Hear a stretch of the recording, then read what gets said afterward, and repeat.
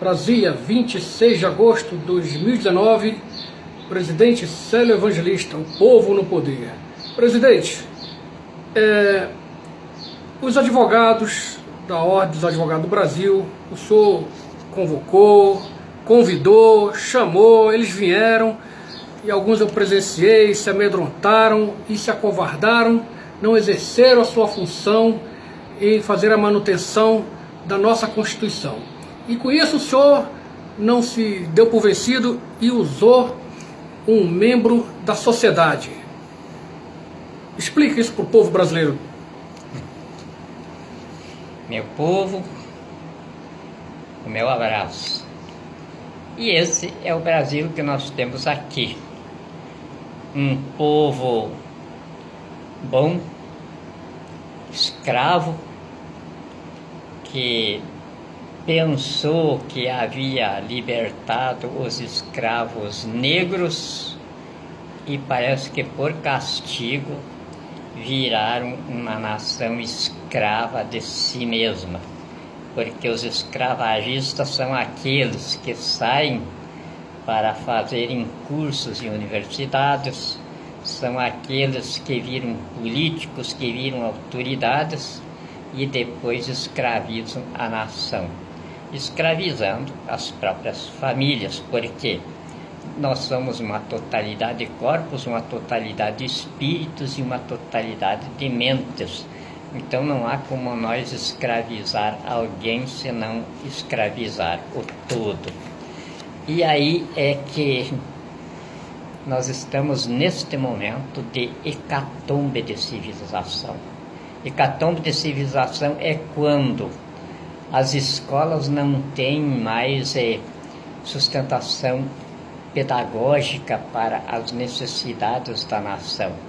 E a nação não tem mais como sobreviver economicamente. Esta é a situação do Brasil. Não há mais dinheiro porque as formas que tinha para produzir dinheiro, a bandidagem do poder já acabou com tudo agora. Mas sempre tem responsáveis especiais. Não há rio, não há oceano que não tenha uma fonte que o jorre.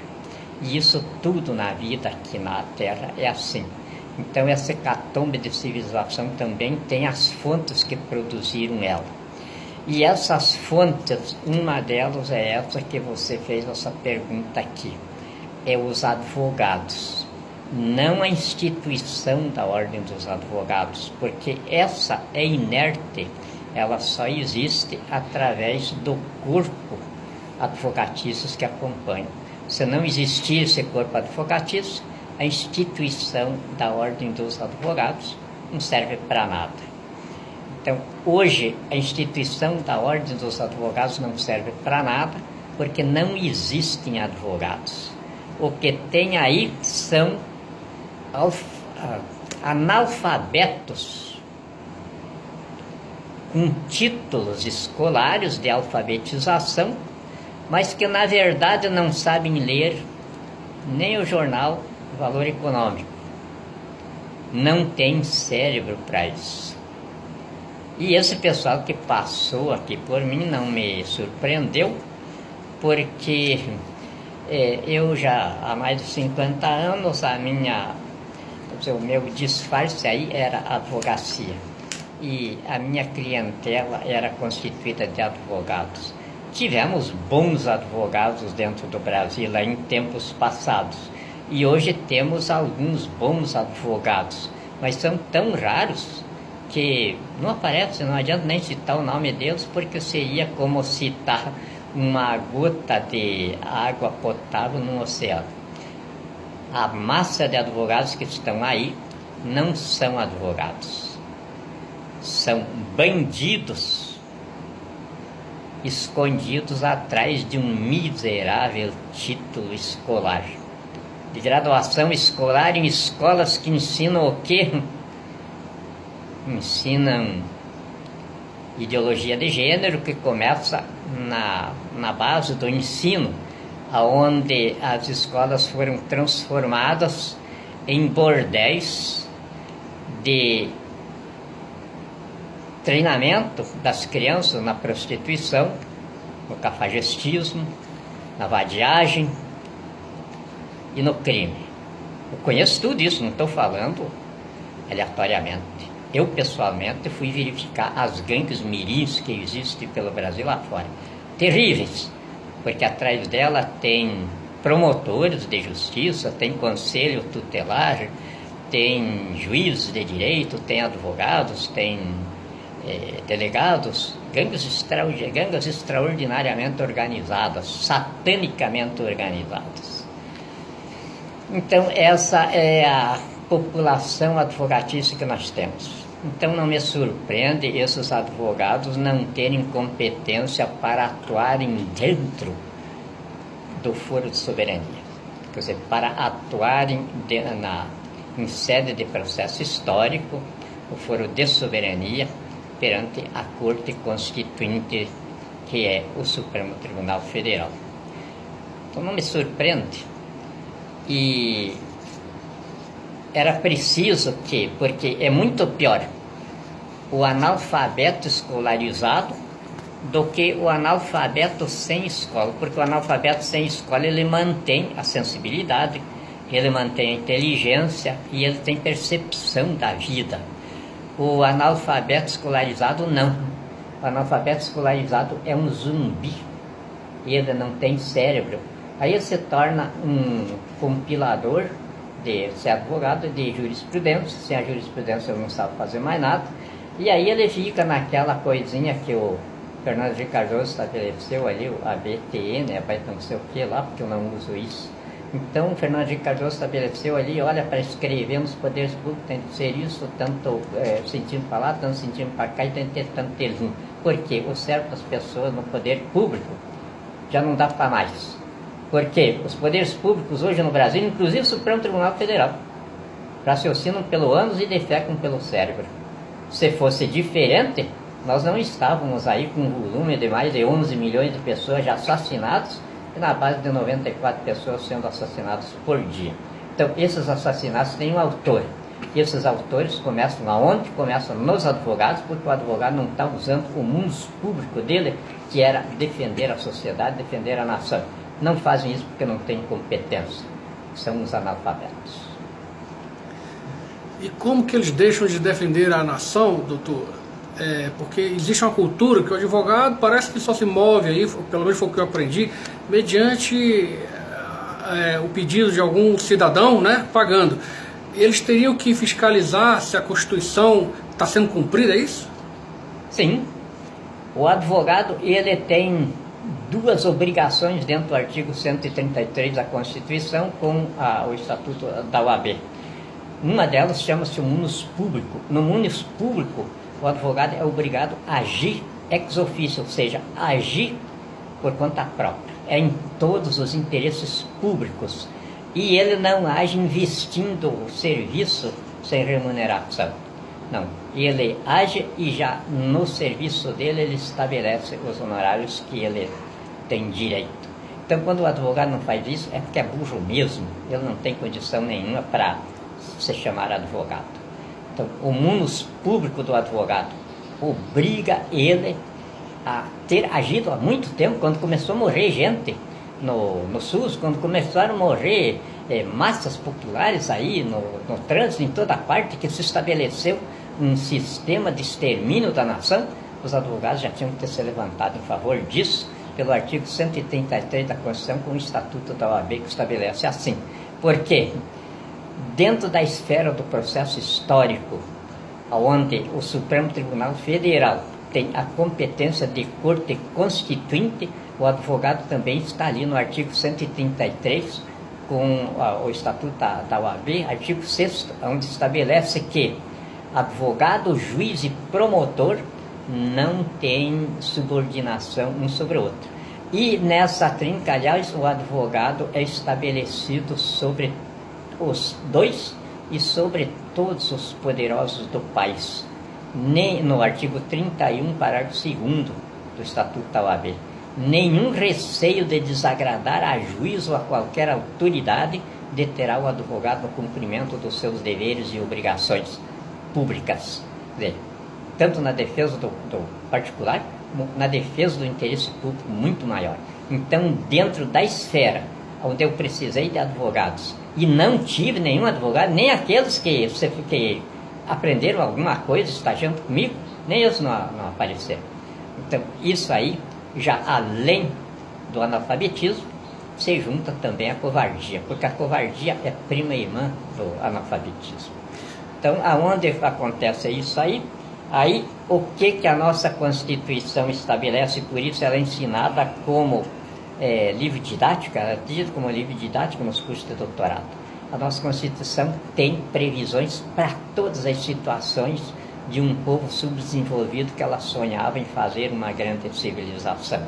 Ela estabeleceu o cidadão com poderes absolutos, porque o poder constituinte é o poder de todos os poderes, é de onde surgem todos os poderes, é onde surge a vida civilizada, é da onde sai a Constituição instituindo o Estado. E o cidadão é a fonte disso.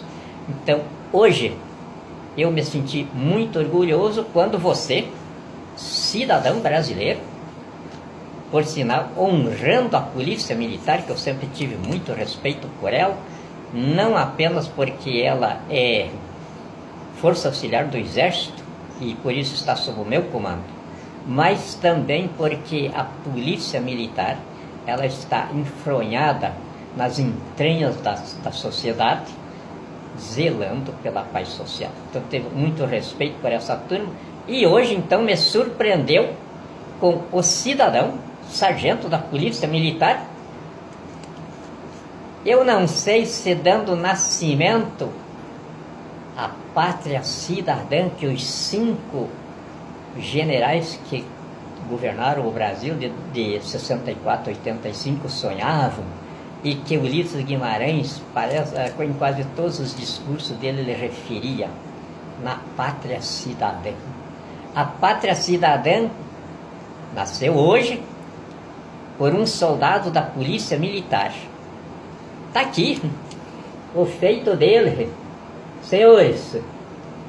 Com um balaço só ele matou todos os bandidos do país, porque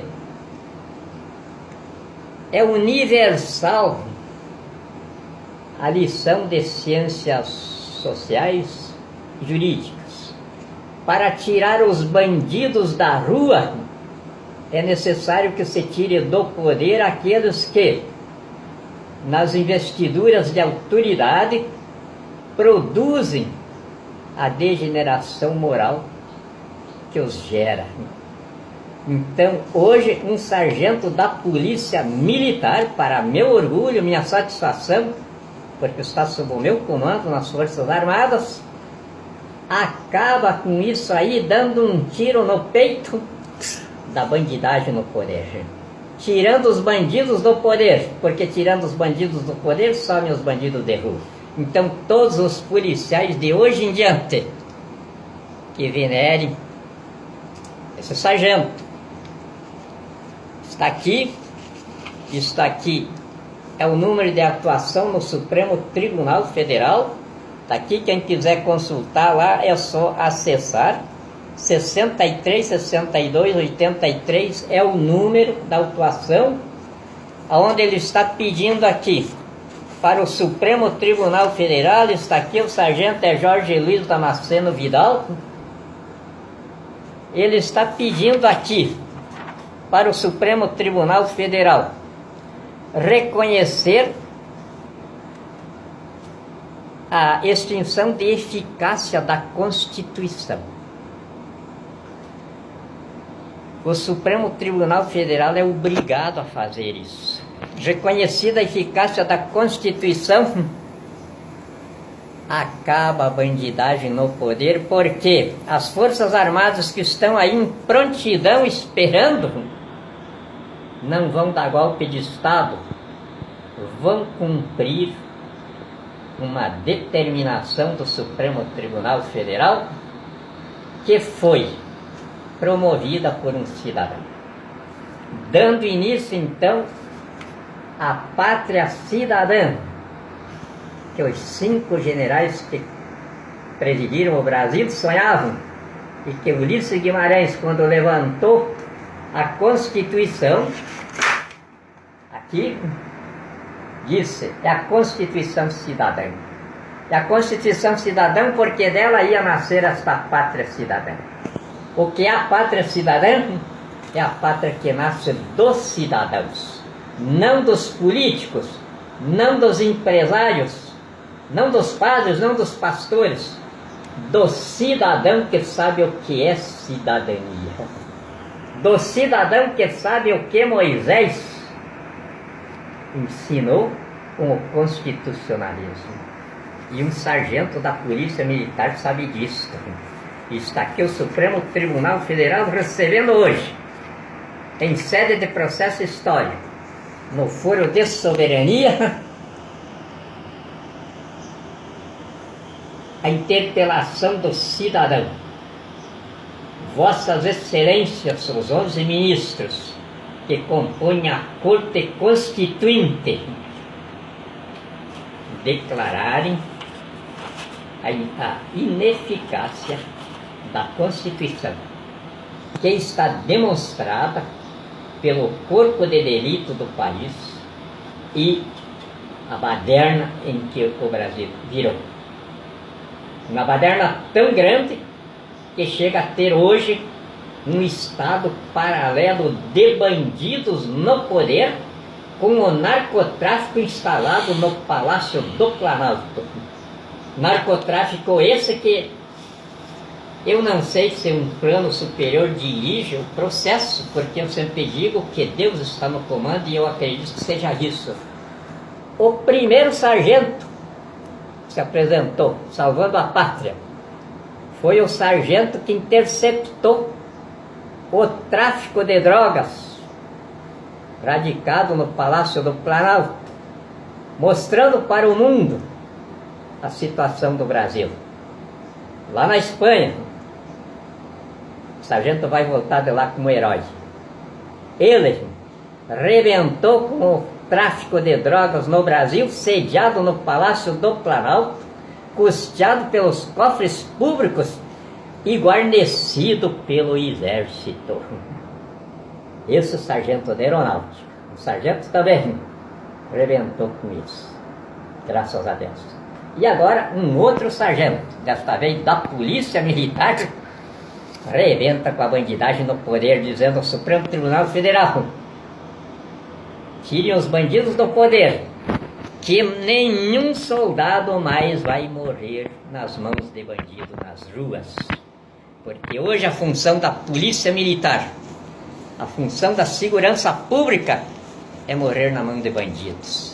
Ou então fazer o que Bolsonaro está fazendo aí, se transformar em milícias de bandidos e sair matando a torto e o direito, como eles estão fazendo aí.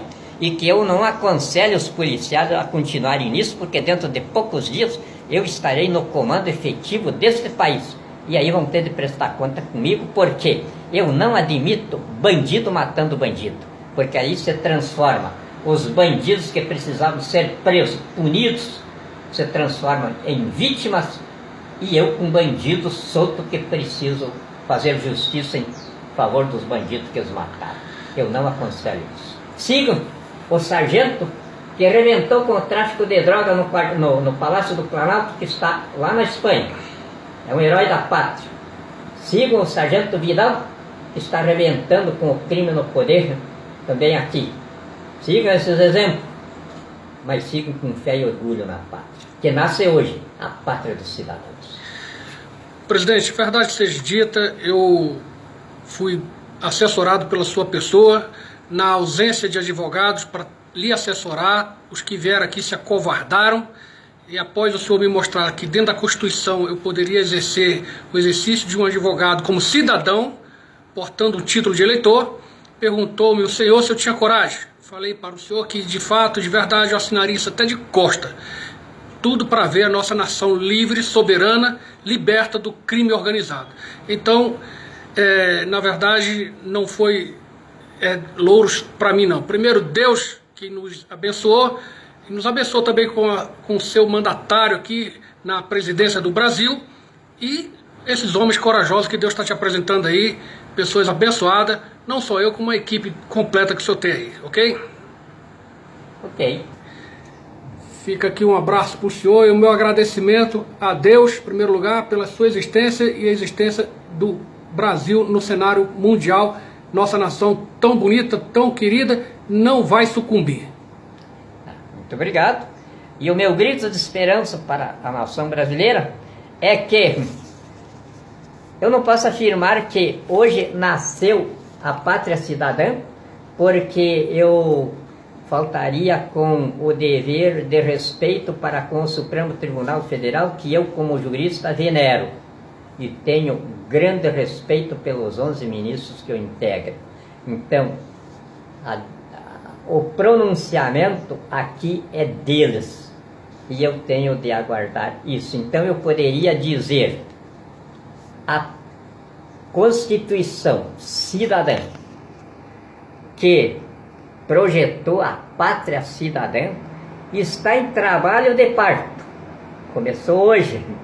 A qualquer momento nós vamos batizar a pátria cidadã, da qual o sargento Vidal, da Polícia Militar, é obstetra.